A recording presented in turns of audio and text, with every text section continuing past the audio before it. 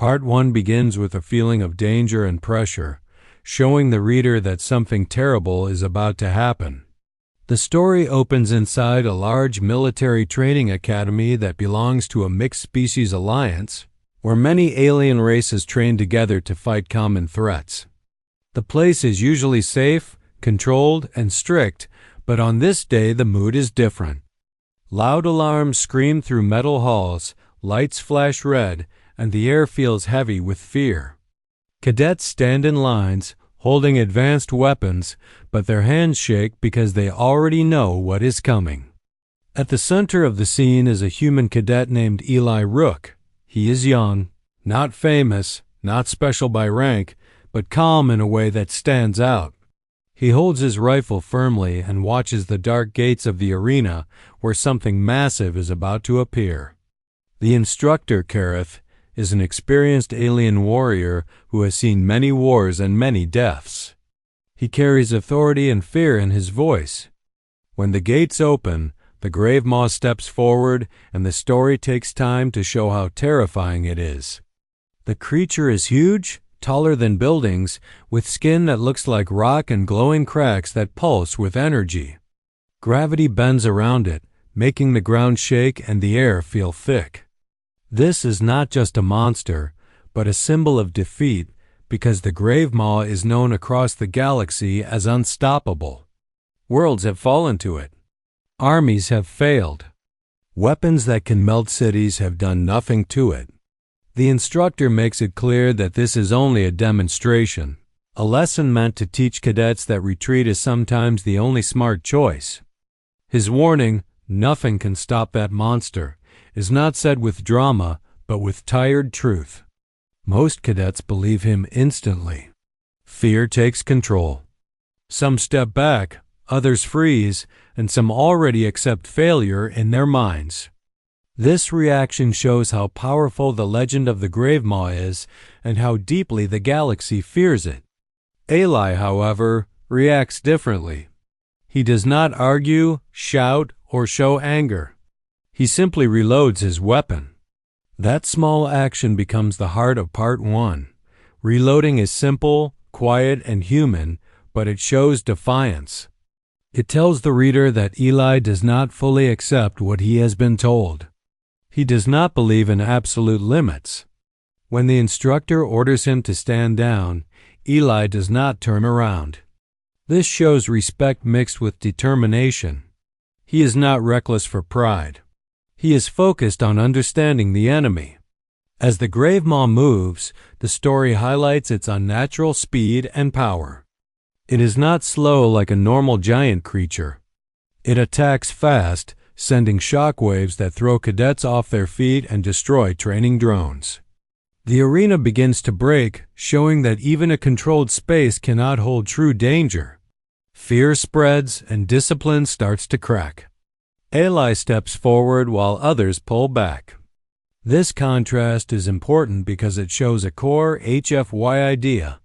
Humans may be weaker physically, but they often move toward danger when others step away. Eli does not rush blindly. He watches how the grave maw moves, how the gravity shifts, and how the ground reacts. Instead of shooting the creature directly, he fires at the floor. This surprises both the instructor and the reader. It shows that Eli is thinking creatively, not following old rules. The shot disrupts the monster's balance for a brief moment, and that moment matters. It proves that the grave maw is not perfect. It follows laws, even if those laws are strange. The instructor's shock shows that centuries of belief may be wrong. When Eli reloads again, it becomes symbolic. Reloading is not just about ammo, but about refusal to give up.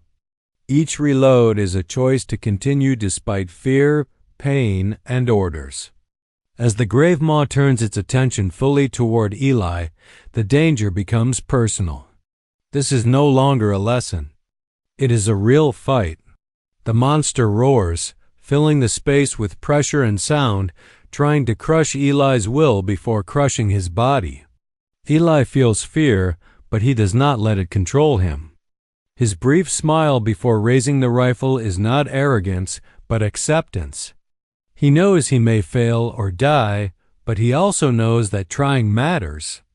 Part 1 ends at the moment where everything is about to explode into chaos. The reader understands the threat, the stakes, and the difference between humans and the rest of the galaxy. The Grave Maw represents absolute power and hopelessness, while Eli represents curiosity, courage, and stubborn resistance. The Instructor's warning sets the rule of the universe, and Eli's action challenges it. This part successfully builds tension, introduces the main characters, and plants the core question of the story. What happens when humanity refuses to accept that something cannot be stopped? Part 2 of the story takes the tension from the first part and escalates it into full chaos, showing humanity's creativity, courage, and determination when facing seemingly impossible odds. The moment the Grave Maw moves, the arena that was designed for training quickly turns into a battlefield. Eli continues to fire, but now it is not about testing theories. Every action matters, and every shot has consequences. The creature's sheer size and power begin to destroy walls, towers, and support beams. Debris flies everywhere, and the cadets around him are terrified. Some cry out, others run, and some are knocked down by the creature's gravity waves. The environment is alive with destruction, smoke, and sparks from broken machinery. Despite the chaos, Eli does not panic.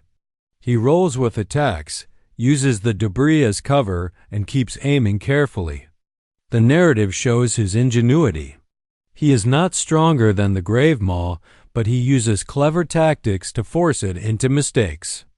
Each shot he fires targets the battlefield itself rather than the creature directly, creating craters and obstacles. This causes the Grave Maw to stumble, an event that surprises even the experienced instructor Cadet. The story emphasizes that the Grave Maw, while seemingly unstoppable, has weaknesses that can be exploited with intelligence and precision. Eli gets injured during the battle as flying debris and gravity waves strike him. One powerful blow tears through his shoulder and pain shoots through him. Medics rush forward, calling for him to evacuate. Cadet orders him to retreat, but Eli refuses, showing the hallmark human trait of stubborn courage. He understands the stakes. This is no longer a simulation. Outside the arena, the story expands to a larger threat. The Car Dominion, an alien empire known for its cruelty and power, arrives with warships dropping from fold space. Their fleet is vast, moving toward Earth, and the Grave Maw is their advance weapon. The alarm changes from training warning to real battle alert. The narrative captures the scale of the threat: hundreds of ships, massive guns, and advanced technologies that could easily crush human forces. Eli watches them, realizing escape is impossible. Most humans would panic, but Eli focuses on solutions. This part emphasizes human adaptability. While the aliens rely on raw power, humans rely on quick thinking and improvisation. Eli notices that the Grave Maw's energy fields, while terrifying, follow patterns. By analyzing them, he identifies a way to exploit their weaknesses. He begins tuning his rifle differently, not for maximum damage, but for disruption. The story details how this approach is unusual. The Academy had long abandoned such techniques, thinking the Grave Maw invincible. Cadet sees what Eli is doing and recognizes its brilliance. The narrative shows the bond between mentor and student. Cadet is fearful and cautious, but he allows Eli to proceed because he sees the logic. This part also demonstrates teamwork, even under pressure. Eli directs the instructor to link old artillery towers, long forgotten in the training grounds, and retune them to work in unison with his own weapon. Cadets and staff quickly follow his instructions. The story portrays this coordination in vivid detail: pulses of energy moving across the battlefield, towers firing and waves intersecting to create massive pressure against the grave maw. The creature roars and staggers as the combined energy strikes it. For the first time, the grave maw's skin cracks visibly. Sparks fly from its body. The text emphasizes the awe-inspiring nature of humans using limited tools to challenge a force of devastation. The car ships begin firing on the Academy, adding another layer of danger. Shields flare and explosions rock the area. Civilians and cadets take cover, and every human participant feels the weight of mortality. Despite this, Eli reloads again and continues directing the counterattack, showing both physical endurance and mental focus. His repeated actions, reloading, observing, calculating, are small but meaningful in the scale of the battle. They highlight a central HFY theme: human persistence, cleverness, and courage matter even against overwhelming threats. The narrative includes tension and suspense. The grave maw adapts. Its gravity fields tighten. Debris turns into spinning hazards, and cadets are thrown around.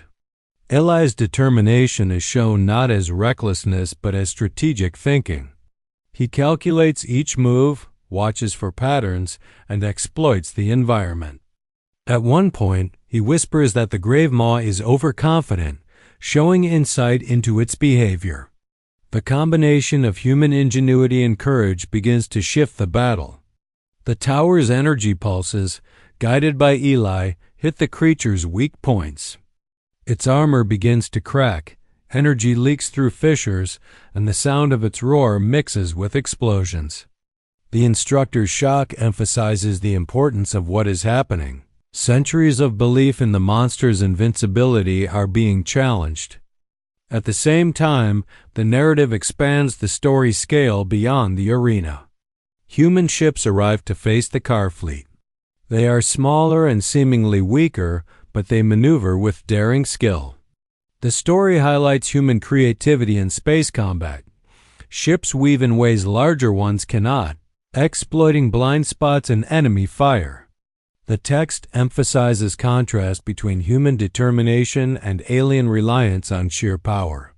Part 2 ends with the grave maw broken but still alive, the car fleet closing in, and humanity preparing for a larger battle. The tension is maintained because the threat is not fully eliminated. Eli's actions have shown that humans can challenge impossible odds through intelligence, observation, and courage, but the larger war is just beginning. The part focuses on strategy, improvisation, human teamwork, and mental resilience, making the reader understand that the real power of humans is not in size or strength, but in creativity, endurance, and the refusal to surrender, even in the face of overwhelming danger. This section prepares the story for the climax in Part 3. Highlighting how small actions, focus, and cleverness can influence events on a massive scale.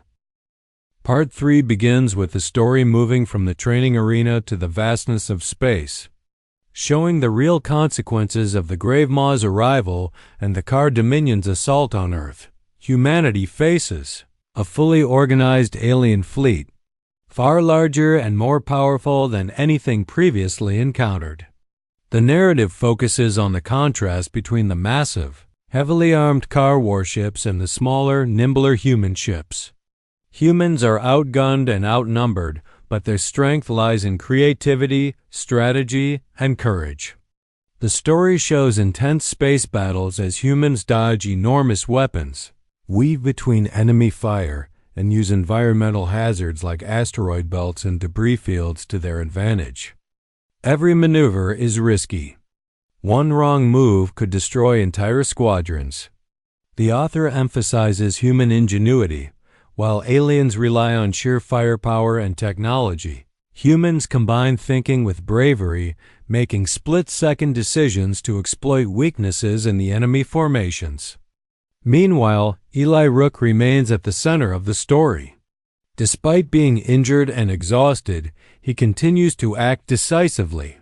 His role shifts from fighting the grave maw in the arena to leading a crucial plan that could turn the tide of battle. The story shows his determination as a human trait. He refuses to retreat even when survival seems unlikely. Humanity's ingenuity is highlighted when Eli decides to use the Gravemaw itself as a weapon.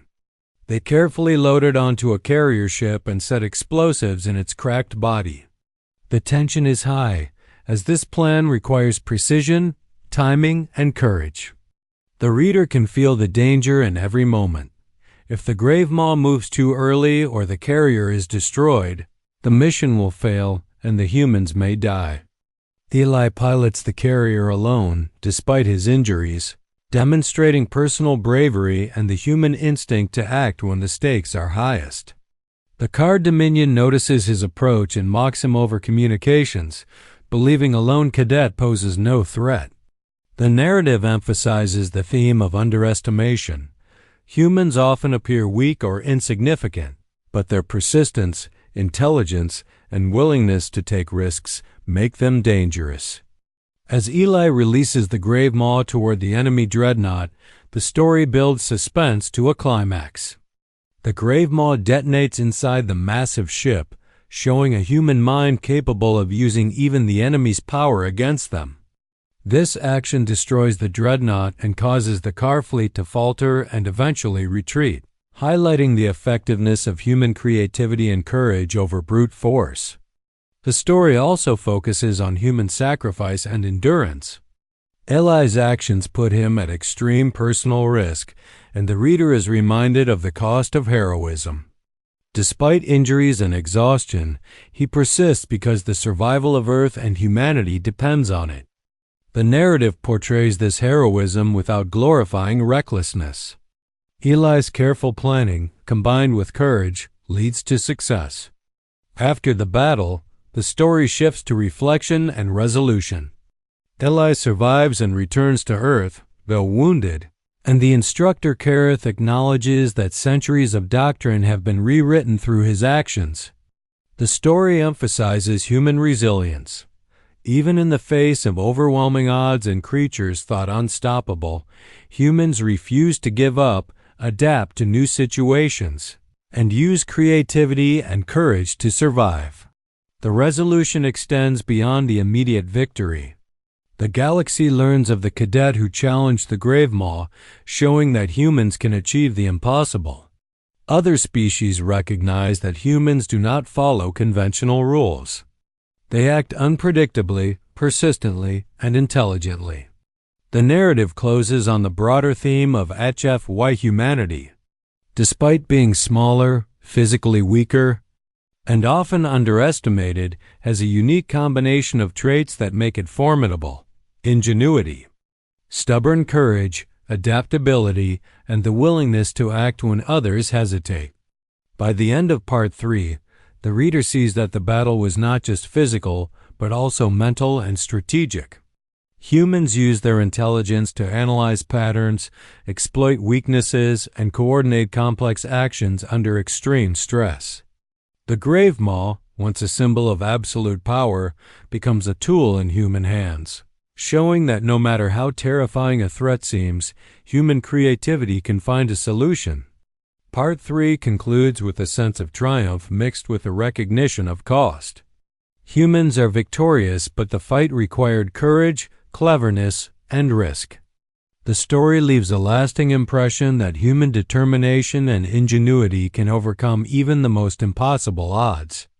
And it reinforces the central HFY message: when others see defeat, humans see opportunity, and they act. It is a celebration of resilience, creativity, and the enduring spirit of humanity, emphasizing that small, determined individuals can change the course of events on a massive scale and leave a lasting legacy across the galaxy.